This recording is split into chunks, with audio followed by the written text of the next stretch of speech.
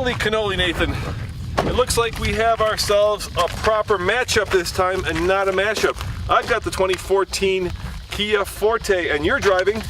Well, according to this, it's a 2014 Chevy Cruze. All right, and mine cost $25,500. Mine cost $25,795. Wow, it is a matchup. Not exactly. I'll tell you why coming up next on the Fast Lane Car. All right, Diesel Boy, did you get better than 10.76? Oh God, 8 seconds flat. Wow. No? I actually am slower than you. 11:11. That was my fastest time.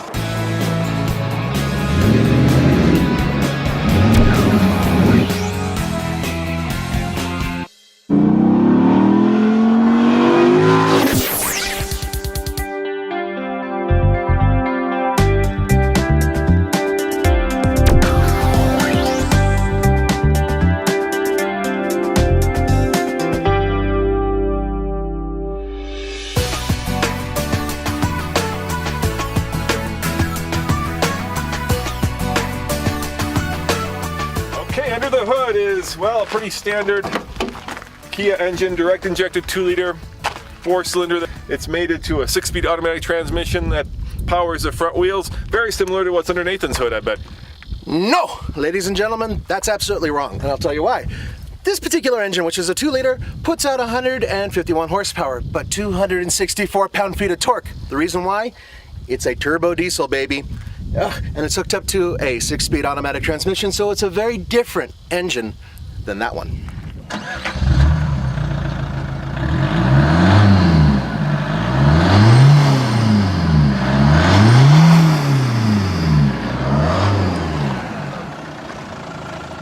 I'm raging against the machine with this diesel. No, oh, really. Wait, dude, let me show you the growl of the 2-liter Kia Forte. Fine. So unlike Nathan, I have a push-button start. And, oh, listen to that power!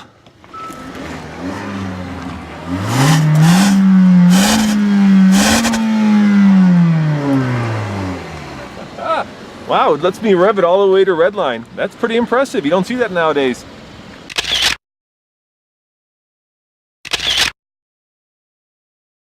All right, Diesel Boy, here's the proof in the pudding. What is your MPG combined? 33 miles per gallon combined. Ay, mine is 28, but it's a Kia. That means I get a lot more goodies. Do you have heated seats? Yes, front. Okay, do you have a cooled seat? Cooled seat? No, I don't. Do you have a heated steering wheel? No. Yeah, I get all that, plus a lot more. So I think features-wise, this is the better deal, but fuel economy-wise. Yeah, that's absolutely true.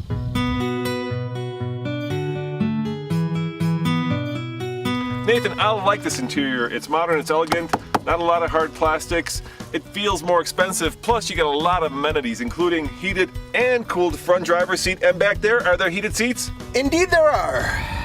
Do you have heated seats in your car? No, I don't. Not in the back. Do you have a sunroof?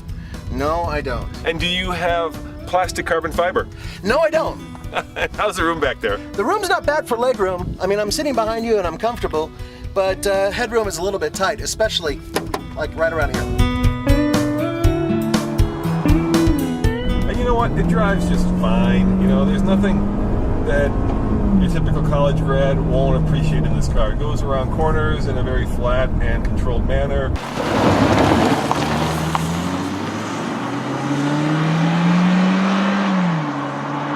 It looks like a sporty car, and you want kind of sports car performance, and you end up getting economy car driving characteristic, which is probably exactly what the people who buy this thing want, and yet I keep being fooled by it. I agree with you. The front wheel drive is great for snow. I've even got a little button here that changes the steering from normal to sport to comfort.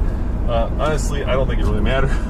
We've messed with those before, and it tightens up a little bit. It works, but it just doesn't, you know, I don't know if it's a feature worth noting in a car like this. But I will say this, aside from the fake carbon fiber, I think the interior in this car is a little bit more, modern. I don't know, yeah. Modern, stylish. Yeah, everything in here is really intuitive. It all kind of works, and you get basically a car that, at least amenities-wise, is punching at least 2 categories above its weight class, because look, you got dual climate controls, I've got parking sensors, of course heated and cooled seat, heated steering wheel. There's just so much stuff here that it's hard to argue with what you're getting for $25,000. Now the Forte is relatively new, so it's modern, it's sleek, it's aerodynamically proficient, and to me it looks like a startled squirrel from the front. Nathan, yours is getting a little bit long in the tooth, at least style-wise. Yeah, but you know what? I think yours is actually a really attractive car. Very European. Whereas in this, well, let's face it, it's basically the same thing for the past few years. It's not ugly, but I don't know. What do you guys think? The one thing I do like, actually, is the way the hood is scalloped. I think that's really cool. Dude, what's with those shoes? Nathan, you may not know this, but I'm a triathlete. So that gives you a license for really ugly shoes? Yes, those are triathlete shoes. Forget about the shoes. Tell me about the interior of this Cruze. Yeah, it's the same as all the Cruzes that have come before it, so there's nothing new. The good news is there are some soft materials. I really like the way that General Motors put in this fabric instead of putting in some sort of fake, I don't know, carbon fiber or something like that. So that's nice. The seats are comfortable. Everything, though, that you touch, pretty hard, and that's the only issue I really have with it, is that there's some hard, cheap plastics in here. Oh, I have a bigger issue, and that is where you're sitting, I can't get back here, Nathan. Look at this. Even with your special shoes? Yes. Suffering succotash, you can't get back there. Yeah, that's the other problem, is there's not a lot of backseat room in the Cruze, so small people or children in the back. All right, Mr. Adlin, what's it like to cruise in the Cruze? You were waiting to say that, weren't you? All day, all day, I had that. I like the Chevy Cruze. This car has always created an interesting little thing in my head, which is I didn't like the way it looked when I first saw them, and now the longer I drive them and get to know them, the more I like them. Because there's different Cruzes. There's, the regular one basically. There's the one that has that little turbo engine that's extremely efficient, nearly as efficient as this car. And then there's this car with the turbo diesel. And you know what? It's just the power. It spools out nicely. It's pretty torquey. It's got everything going for it that you want. And most importantly to me, for a cheap car, it doesn't feel cheap when you're driving it.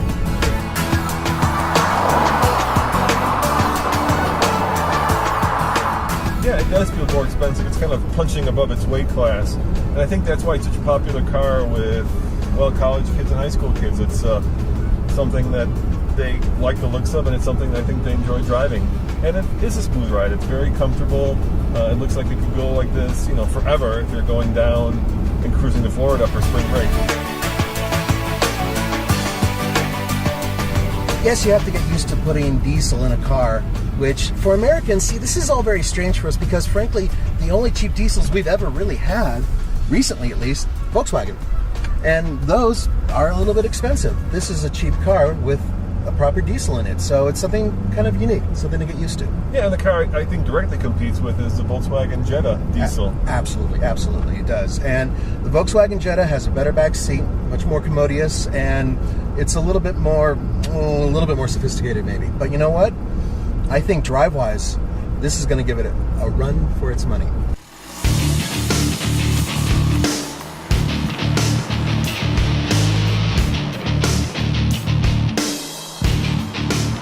All right, 0 to 60 in the Kia Forte EX. As always, I'm a mile above sea level, which means it's like having, 3 cylinders because there's less air density up here. I'm going to switch the steering to sport mode so I don't go careening off the road. I'm going to give it a little brake torque and let go of it. There we go. Ooh, good thing I have it in sport mode. 6,500 RPMs. There's 50. I've got the metal to the pedal. Okay, make that pedal to the metal, and there's 60. That's not bad. 10.76. I thought it'd be a little bit slower than that.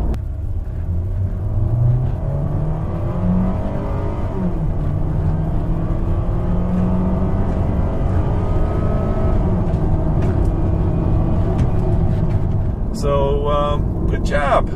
Good thing I had the steering in sport mode, because those velocities, you never know when you can get a flat tire and go careening off the roadway.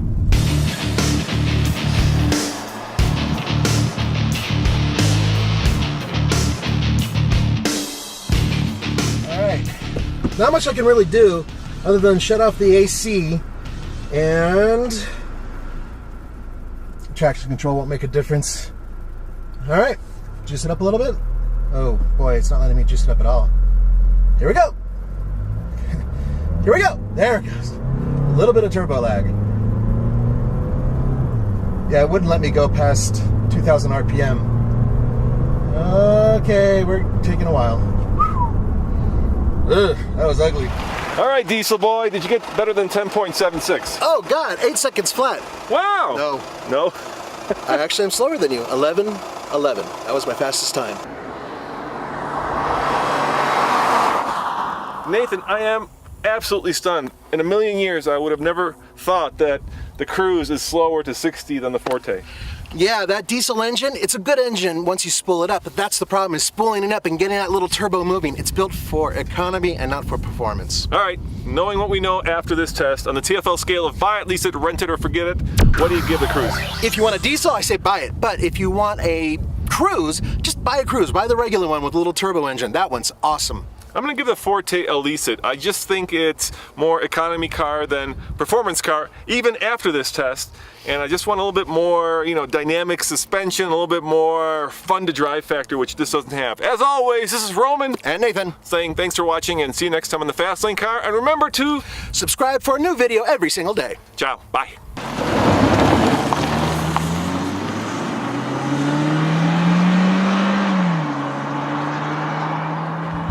What do you mean you wore pants? You wear pants every day. What's the big deal here, Kyle?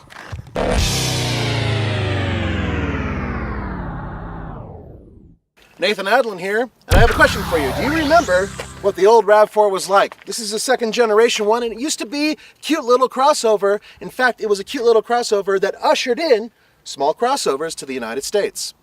And today we have the brand new, the 4th generation RAV4, which once again goes back to the 4-cylinder, no more 6-cylinder. As you recall, Nathan, we took the 0 to 60 at sea level in Arizona, and we got this time.